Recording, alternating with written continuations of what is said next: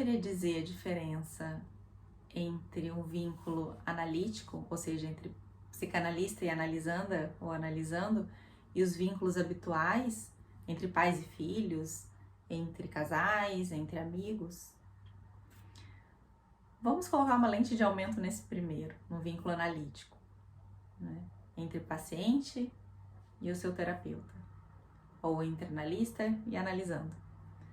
Então a gente remonta ao início da psicanálise, quando Freud, atendendo pacientes, principalmente mulheres naquela época, ele pediu para que elas fossem falando livremente sobre o que se passava em suas mentes, sem nenhuma restrição. Ele foi se dando conta de que havia uma resistência a esse processo, apresentado por elas em forma primeiramente de um silêncio, mas depois ele foi se dando conta de que existia uma demanda de amor para a figura do seu médico, de forma consciente e inconsciente. E com isso ele entendeu que era uma resistência ao tratamento, que posteriormente foi entendendo como ele denominou de transferência. Essa transferência gradualmente foi sendo entendida como o motor fundamental do processo analítico, já que ela era carregada de afetos e de memórias e marcas que remontavam a experiências anteriores também.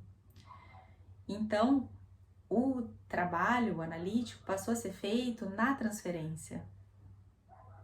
E essa potência, ela pode ser vista não somente na clínica, como também em outras posições que envolvam o analista analisando dentro dessa ética do cuidado.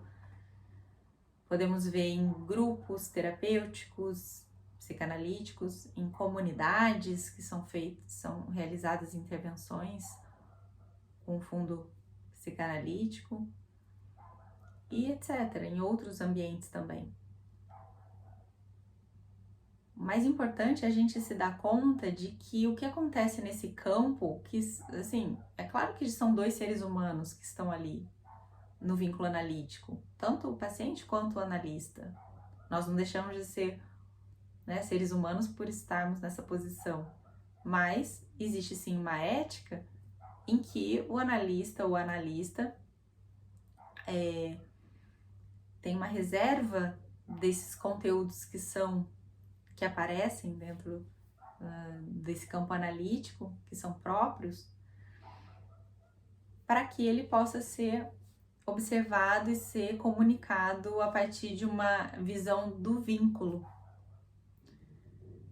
Então, isso, claro, em diversas formas de ser visto, assim, de diversas áreas da psicanálise, pode ser visto de maneiras diferentes.